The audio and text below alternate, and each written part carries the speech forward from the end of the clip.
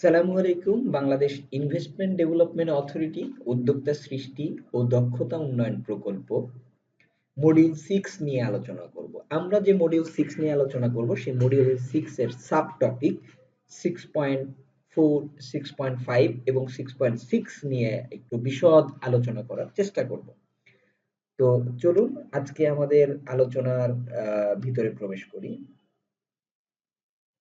আজকের প্রশিক্ষক হিসাবে আমি Mohammad Tarikul Islam, chartered accountant, course completed, part qualified, income tax practitioner, certified master trainer, ILO international labour organisation, manager and department of head finance and accounts, Hypertech solutions limited. তো ক্ষুদ্র পরিসরে আমার পরিচয় দিয়ে আজকে আমার ক্লাসটি শুরু করছি। আমরা যে আজকে যে বিষয়টা নিয়ে আলোচনা করব সে বিষয়ে আমরা প্রথমে একটু সার সংক্ষেপ নিয়ে একটু আলোচনা করি। আজকের আলোচনার সার সংক্ষেপটা কি হবে? প্রশিক্ষণার্থী উদ্যোক্তাগণের জন্য বিনিয়োগের উদ্যোগ গ্রহণের যে প্রয়োজনীয় সকল পদ্ধতি সম্পর্কে ধারণা থাকা অপরিহার্য। এ কারণেই প্রশিক্ষণার্থী উদ্যোক্তাদের এ বিষয়ে পাঠদান করা হচ্ছে। ফলাফল: প্রশিক্ষণার্থী উদ্যোক্তাগণ বিনিয়োগ উদ্যোগ গ্রহণের জন্য সহায়ক ধারণা অর্জন করবে। তো আজকে আমরা প্রথমে যে বিষয়টি নিয়ে আলোচনা করব সে বিষয়ে একটু আলোচনা করি। আমদানি ও রপ্তানি। আমদানি রপ্তানির উদ্দেশ্য কি? বৈদেশিক বিক্রয় বাড়ানো, সম্পদের আহরণ, কাঁচামাল ও বিক্রয়ের উৎসের বিকেন্দ্রীকরণের মাধ্যমে আমদানি ও রপ্তানির উদ্দেশ্য নিরূপণ করা হয়। আমদানি এবং রপ্তানি করার আগে আমাদের সবারই আমদানি এবং রপ্তানি সম্পর্কে আরো বিশদ কিছু আলোচনা করতে হবে। আমদানি রপ্তানি করার আগে আপনাকে এক্সপোর্ট রেজিস্ট্রেশন সার্টিফিকেট অথবা ইম্পোর্ট রেজিস্ট্রেশন সার্টিফিকেট অর্জন করতে হবে।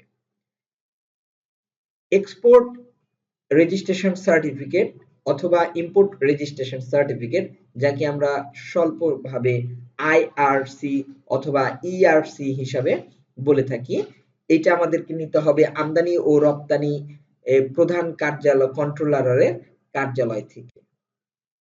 নথিপত্র: আমদানি এবং রপ্তানি করার জন্য বা IRC ERC সার্টিফিকেট নেওয়ার জন্য আমাদের কি কি প্রয়োজন পড়ে? বাণিজ্য ট্রেড লাইসেন্স অথবা বাণিজ্য লাইসেন্স অথবা ট্রেড লাইসেন্স, স্বীকৃত চেম্বার্স অথবা ট্রেড অ্যাসোসিয়েশন থেকে সদস্য পদ সহ প্রশংসাপত্র, কর শনাক্তকরণ নাম্বার, ব্যাংক প্রশংসাপত্র, সমিতির স্মারকলিপি এবং নিবন্ধন অথবা সংস্থার প্রশংসাপত্র লিমিটেড কোম্পানির ক্ষেত্রে প্রয়োজন পড়বে। নির্দিষ্ট ফি প্রদানের মাধ্যমে আমরা IRC এবং ERC সার্টিফিকেটটা নিতে পারবো। এটার একটি স্লট আছে, সেই স্লটের কথা যদি বলি, ফার্স্ট ক্যাটাগরি থেকে শুরু করে সিক্সথ ক্যাটাগরি অর্থাৎ প্রথম ক্যাটাগরি থেকে শুরু করে ষষ্ঠতম ক্যাটাগরি অনুযায়ী হয়ে থাকে।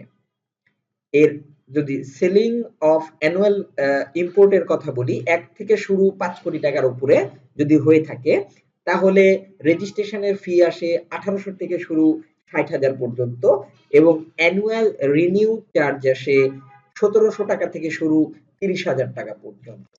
এখন আমরা আমদানি এবং রপ্তানির কিছু বিষয় নিয়ে আলোচনা করব। আমদানি কাকে বলে? কোন দেশ বা দেশের ব্যবসায়ী বিদেশ হতে বৈদেশিক মুদ্রা অর্জনের দেশের অভ্যন্তরে বিক্রয়ের উদ্দেশ্যে ক্রয় করে আনলে তাকে আমদানি বলা হয়ে থাকে। আমদানির 11টি স্টেপস আছে, সেগুলা কি আমরা একটু জেনে নেই। অর্থাৎ আমদানির প্রণালী 11টি: আমদানির অনুমতিপত্র সংগ্রহ, তথ্যাদি অনুসন্ধান, ফরমায়েশ প্রদান, বৈদেশিক মুদ্রা সংগ্রহ, প্রত্যয়নপত্র খোলা, বিনিময়ে হার নির্ধারণ, পণ্য প্রেরণের সংবাদ প্রাপ্তি, বিল প্রাপ্তি, বিল পরিশোধ ও দলিলপত্র আদি সংগ্রহ, শুল্ক বিষয়ক আনুষ্ঠানিকতা সম্পন্ন, পণ্য খালাস, লেনদেন পরিসমাপ্তি। তারপরে আমরা যে বিষয়টা নিয়ে আলোচনা করব, রপ্তানি প্রণালী। রপ্তানি কাকে বলে? রপ্তানি হলো এক দেশের উদ্বৃত্ত পণ্য বা সেবা সামগ্রী অন্য দেশে বিক্রয়ের উদ্দেশ্যে বৈদেশিক মুদ্রা অর্জনের লক্ষ্যে বিক্রি করাকেই রপ্তানি প্রক্রিয়া বলা হয়। এক্ষেত্রে 14টি স্টেপস বা পদক্ষেপ আছে। কি? রপ্তানির প্রণালী অথবা পদ্ধতি আছে 14টি। ফরমায়েশ প্রাপ্তি, ফরমায়েশ গ্রহণ, প্রত্যয়নপত্র খোলার নির্দেশ, বিনিময় হার নির্ধারণ, সরকারের অনুমতিপত্র সংগ্রহ, পণ্য সংগ্রহ করতে হবে, জাহাজ ভাড়ার চুক্তি সম্পাদন, পণ্যের বীমাকরণ, শুল্ক সংক্রান্ত আনুষ্ঠানিকতা করতে হবে। তারপরে এখানে আছে জাহাজে মালামাল বোঝাই, পণ্য প্রেরণের সংবাদ প্রাপ্তি, দলিলপত্র তৈরি ও প্রেরণ, মূল্য প্রাপ্তি, লেনদেন পরিসমাপ্তি। তবে আরেকটা জিনিস আমাদের মনে রাখতে হবে, সেটা হচ্ছে পুনঃরপ্তানি। পুনঃরপ্তানিটা কি? কোন দেশ বা এর কোন ব্যবসায়ের কাছ থেকে পণ্য প্রথমে আমদানি করে তা আবার তৃতীয় কোন দেশে রপ্তানি করাকেই পুনঃরপ্তানি ব্যবসা বা রি-এক্সপোর্ট বিজনেস বলা হয়ে থাকে। তাহলে এখন আমরা যে বিষয়টা নিয়ে জানবো যে বৈদেশিক বাণিজ্য ব্যবহৃত দলিল পত্রাদি কি কি, বৈদেশিক ব্যবসা করতে গেলে আমাদের কি কি দলিল পত্রের প্রয়োজন পড়ে। বহন পত্র বা চালানি রসিদ, বীমা পত্র, বিনিময় বিল, চালান, বাণিজ্য দূতের প্রত্যয়িত চালানপত্র, অরিজিন সার্টিফিকেট, এই জিনিসগুলা লাগে। বহনপত্রটা কি? বহনপত্র হচ্ছে, বা এটাকে আমরা বিল অফ লিডিংও বলে থাকি, জাহাজ কর্তৃপক্ষ পণ্য বোঝাই এবং ভাড়া চুক্তির স্বীকার করে রপ্তানিকারককে যে রসিদ প্রদান করে তাকেই বহনপত্র বা চালানি রসিদ বলা হয়।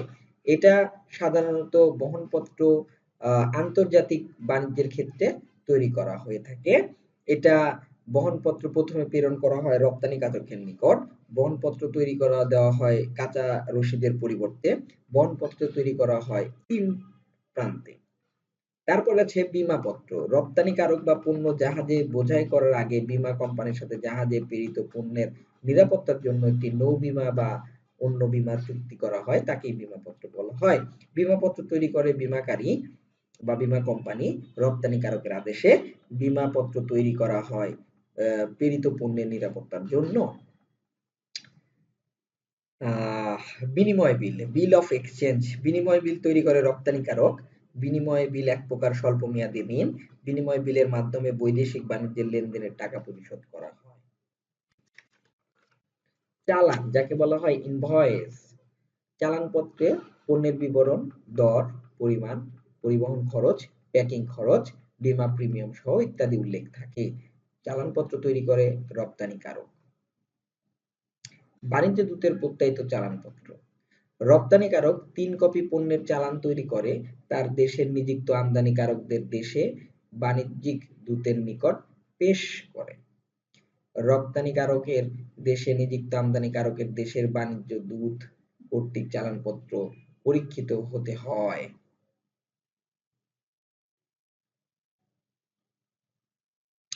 তারপরে আমরা যে বিষয়টা আলোচনা করব, origin of certificate.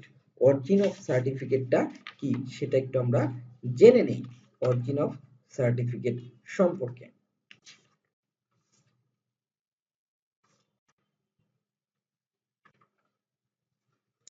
Origin of সার্টিফিকেটটা হচ্ছে বাংলা প্রভাবলেখ, অর্থাৎ পণ্যের উৎপত্তি স্থল সম্পর্কিত ঘোষণাকে বলা হয় প্রভাবলেখ। এটা আমদানিকারক নিজের দেশের শুল্ক থেকে রেহাই পেতে সাহায্য করে। এটা তৈরি করে রপ্তানিকারক, স্থানীয় বণিক সংঘ দ্বারা সত্যায়িত করে নিতে হয়।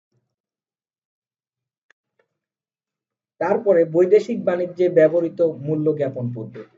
মূল অর্থের 5% ছাড় দেওয়া হবে যদি 10 দিনের মধ্যে মূল্য পরিশোধ করা হয় এবং 30 দিনের মধ্যে অবশ্যই মূল্য পরিশোধ করতে হবে। ক্রেতা অথবা আমদানিকারককে বিক্রেতার গুদামে মূল্যে পণ্য সরবরাহ করা হবে এবং যাবতীয় খরচ, পরিবহন খরচ আমদানিকারককেই বহন করতে হবে। পণ্যের মূল্য সহ আমদানিকারক পর্যন্ত পৌঁছানোর সকল ব্যয়ভার রপ্তানিকারকের। বিক্রেতা অথবা রপ্তানিকারক পণ্যের সকল প্রকার খরচ ও ভাড়া বহন করবে। বিক্রেতা অথবা রপ্তানিকারক যাবতীয় খরচ, বীমা, ভাড়া, কমিশন ও সুদ বহন করবে। ফরমায়েশ দেওয়ার সাথে সাথে ক্রেতা অথবা আমদানিকারকের পণ্যের মূল্য পরিশোধ করতে হবে। পণ্য সরবরাহ গ্রহণকালে মূল্য প্রদান করতে হবে। রেলওয়ে ওয়াগনে মাল বোঝাই পর্যন্ত সমস্ত খরচ বিক্রেতার অথবা রপ্তানিকারক বহন করবে। পণ্য জাহাজে উঠানো পর্যন্ত যাবতীয় খরচ বিক্রেতা বহন করবে এবং পণ্যের মূল্যের সাথে যাবতীয় খরচ যোগ করা হবে। তারপরে দেখেন আরো বিষয়, কাস্টমস হতে মালামাল কিভাবে খালাস করব বা কাস্টমস হতে মালামাল খালাস করতে কি কি ডকুমেন্ট প্রয়োজন আছে। আপনার যখন বিদেশ থেকে যখন কোনো পণ্য কাস্টমসে চলে আসে, তখন কাস্টমসে আসার আগে শিপিং এজেন্ট জাহাজ যোগে আমদানিকৃত পণ্যের বিবরণ সংবলিত ম্যানিফেস্ট কাস্টমস কর্তৃপক্ষের নিকট ইলেকট্রনিক্স মাধ্যমে দাখিল করতে হবে। ঠিক আছে? যদি ট্রাক যোগে আমদানির ক্ষেত্রে পরিবহন বা ট্রাক ড্রাইভার কাস্টমস কর্তৃপক্ষের নিকট আইজিএম দাখিল করে। তো অবশ্যই অ্যাসিকুডা ওয়ার্ল্ড সফটওয়্যারের মাধ্যমে এই কাস্টমসে বিল অফ এন্ট্রিটা জমা দিতে হয়। Automated system for customs data, জাতীয় রাজস্ব board bill of entry export form আদেশ 2001 তে আমদানি রপ্তানির ক্ষেত্রে কি কি দলিলপত্র লাগবে সে বিষয়ে উল্লেখ করা হয়েছে। তো সেক্ষেত্রে আমার কি কি লাগবে, লেটার অফ ক্রেডিট অথবা ইনভয়েস বা সরি লেটার অফ ক্রেডিট ঋণপত্র, invoice, bill of landing, air bill, truck receipt, railway receipt, হ্যাঁ, এগুলা প্রয়োজন পড়বে। তারপরে যেটা পড়বে packing list, country of origin সনদ। মনে রাখতে হবে কয়লা এবং রপ্তানিমুখী পোশাক শিল্প ব্যতীত সবগুলারই কান্ট্রি অফ অরিজিন দিতে হয়। বীমা পলিসি, বীমা কভার নোট এগুলা লাগে। মূল্য সংযোজন কর, ব্যবসা শনাক্ত সনদপত্র এগুলা প্রয়োজন। 55টি দেশের আমদানিকৃত বিডিএসি স্ট্যান্ডার্ড মান বাধ্যতামূলক রাখতে হবে। হ্যাঁ, তারপরে খাদ্যদ্রব্যের ক্ষেত্রে তেজস্ক্রিয়তা পরীক্ষা সনদপত্র দরকার। আমদানিকৃত খাদ্যদ্রব্য বাংলাদেশের পরমাণু শক্তি কমিশন কর্তৃক পরীক্ষার পর উহা তেজস্ক্রিয়তা পরীক্ষা করতে হবে। তারপরে দুগ্ধজাত খাবার, পাউডার, দুধ, কয়লা এর ক্ষেত্রে আপনাকে অবশ্যই তেজস্ক্রিয়তা পরীক্ষা করতে হবে এবং 50 লাখ টাকা বা তার বেশি খ্যাতিসম্পন্ন পিএসআই কোম্পানির নিকট হতে প্রাক জাহাজীকরণ প্রদর্শিত সনদ উল্লেখ করতে হবে। বিস্ফোরক দ্রব্য আমদানির ক্ষেত্রে বিদ্যুৎ, জ্বালানি, খনিজ সম্পদ মন্ত্রণালয়ের বিস্ফোরক পরিদর্শকের পূর্বানুমতি নিতে হবে। তারপরে টেলিকমিউনিকেশন যন্ত্রপাতি আমদানির ক্ষেত্রে বিটিআরসি এর পূর্ব অনুমতি পত্র নিতে হবে। কাস্টমস কর্তৃপক্ষ আমদানি পণ্য চালানের পরে হ্যাঁ, এটা শুল্ক নিরূপণ করতে হবে।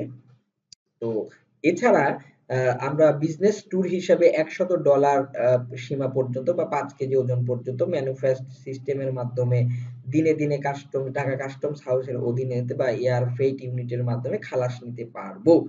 উল্লেখ থাকে যে প্রাণী বা গাছপালা, উদ্ভিদ বা উদ্ভিদজাত দ্রব্যাদি খালাসের ক্ষেত্রে আমরা অবশ্যই আগে উদ্ভিদ সংজ্ঞা নিরোধ বা উইং কর্তৃক যেমন ফিউমিগেশন সনদটা নিতে হবে। তবে মনে রাখতে হবে কাস্টমস বিমানবন্দরে কোনো পণ্য চালান, অবতরণ বা আনলোডিং এর ক্ষেত্রে 21 দিনের মধ্যে, অথবা কাস্টমস সমুদ্র বন্দর বা শুল্ক স্টেশন বা কাস্টমস ইনল্যান্ড কন্টেইনার ডিপোতে অবতরণ বা আনলোডিং 30 দিনের মধ্যে, অথবা যথাযথ কাস্টমস কর্তৃপক্ষ অনুমোদন ব্যতীত সময়সীমার মধ্যে পণ্য খালাস না হলে উক্ত পণ্য চালান নিলামের মাধ্যমে অকশনের মাধ্যমে বিক্রি করে দেওয়া হয়। The customs act 1969 rule 82।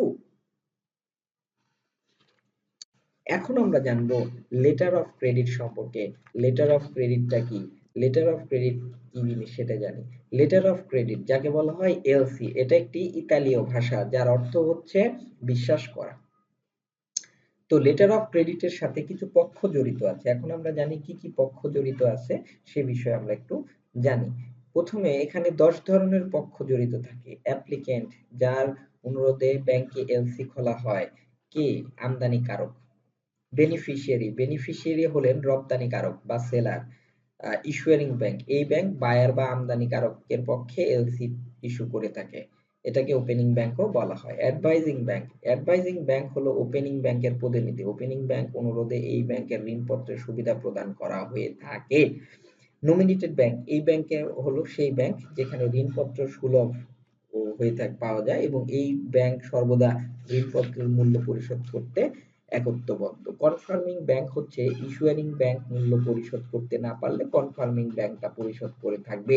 রিইম্বার্সিং ব্যাংকিংটা হচ্ছে এই ব্যাংক ইস্যুয়ারিং এবং নমিনেটেড ব্যাংক বা কনফার্মিং ব্যাংকের মধ্যে মীমাংসা হিসাবে কাজ করে দেয়। লেটার অফ ক্রেডিটের কিছু পর্যায় আছে, সেটা কি? সেটা বিষয়ে আমরা যদি জানি, আমদানিকারক এবং রপ্তানিকারকের মধ্যে একটি চুক্তি সম্পন্ন করা হয়। আমদানিকারক ইস্যুয়ারিং ব্যাংকের মাধ্যমে এলসির জন্য আবেদন করে। ইস্যুয়ারিং bank letter of credit issue করে এবং আমদানিকারকের নির্দেশে অ্যাডভাইজিং ব্যাংকে পাঠায়।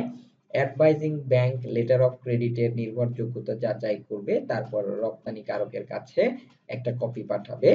রপ্তানিকারক লেটার অফ ক্রেডিট পরীক্ষা করবে এবং এলসির টার্মস এন্ড কন্ডিশনস ঠিক আছে এই মর্মে আমদানিকারকের সাথে একটি বাণিজ্য করার সিদ্ধান্তে আসবে।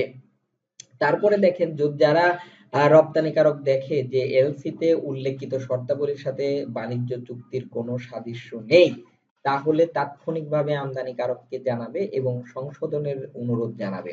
রপ্তানিকারক যখন সংশোধিত এলসি বা নথি পায় তখন পণ্য চালানের ব্যবস্থা করবে। আমদানিকারক মেয়াদ শেষ হওয়ার আগে তার ব্যাংকে নথি উপস্থাপন করে ক্রেডিট পত্র অনুযায়ী ব্যাংক নথিগুলো চেক করে এবং ইস্যুকারী ব্যাংক তার প্রেরণ করে থাকে।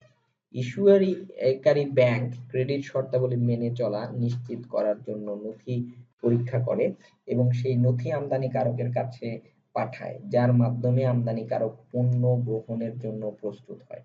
ব্যাংকের মাধ্যমে রপ্তানিকারক পেমেন্ট প্রাপ্ত হয়। আমদানিকারক মালামাল বুঝে পায়।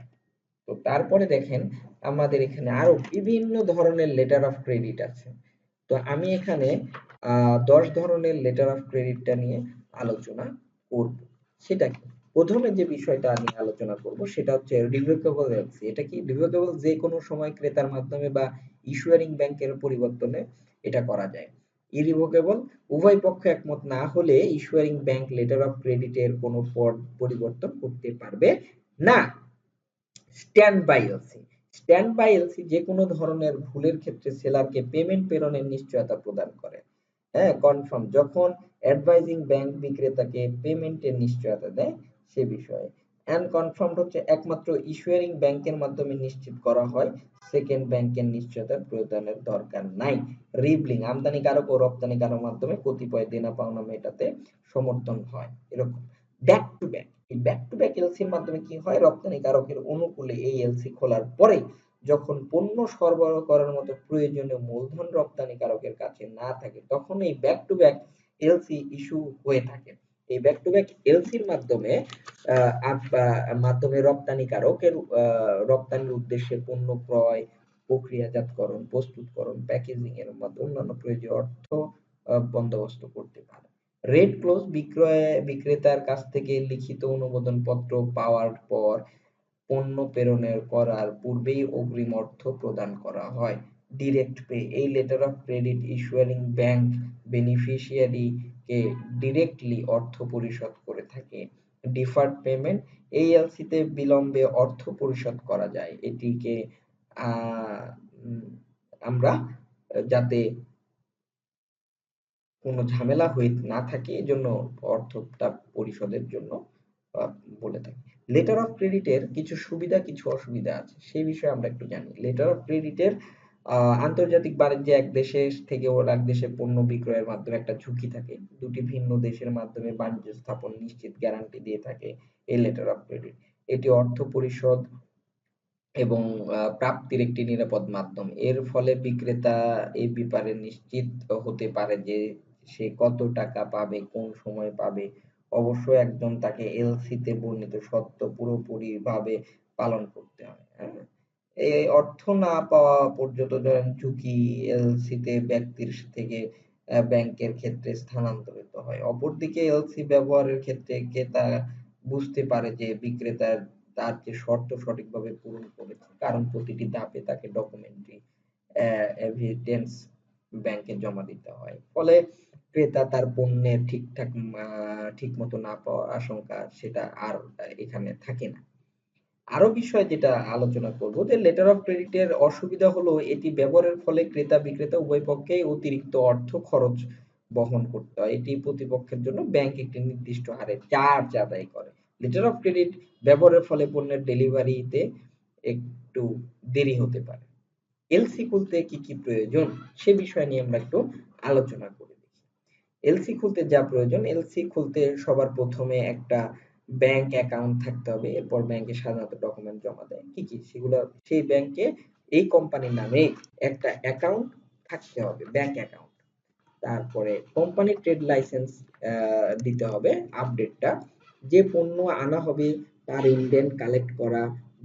যেমন যদি কেউ কোরিয়া থেকে কোনো পণ্য আমদানি করতে চায় তাহলে ওই সে যে কোম্পানি থেকে পণ্য আনবে সেই কোম্পানি বাংলাদেশ প্রতিনিধির কাছে গিয়ে দাম ঠিক করে একটা ডকুমেন্ট নেবে, এটাই ইনডেন্ট। আর সে কোম্পানি যদি বাংলাদেশ প্রতিনিধি না থাকে তাহলে কোম্পানি সরাসরি মেইল করে দাম দর ঠিক করে ডকুমেন্ট নেবে, তখন এটাকে বলা হয় পিআর বা পিআর বা আহ, আহ,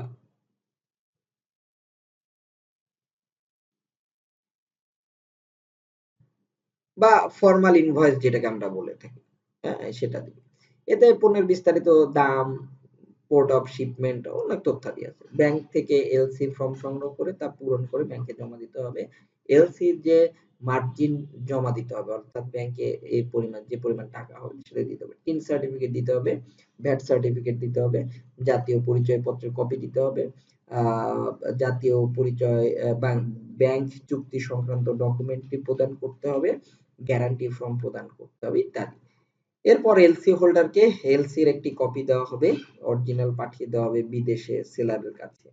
সর্বমোট কথা হচ্ছে লেটার অফ ক্রেডিট ডকুমেন্ট নিয়ে কাজ করে, এটি পণ্যের নিশ্চয়তা দেয় না। বাংলাদেশ আইন অনুযায়ী সমস্ত আমদানি লেটার অফ ক্রেডিটের মাধ্যমে সম্পন্ন হয়।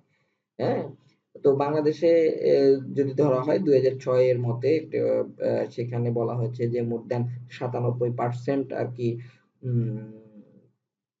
আমদানির এবং রপ্তানি পেমেন্টের ক্ষেত্রে 65% এই লেটার অফ ক্রেডিট এলসির কে বহন করা হয়েছে।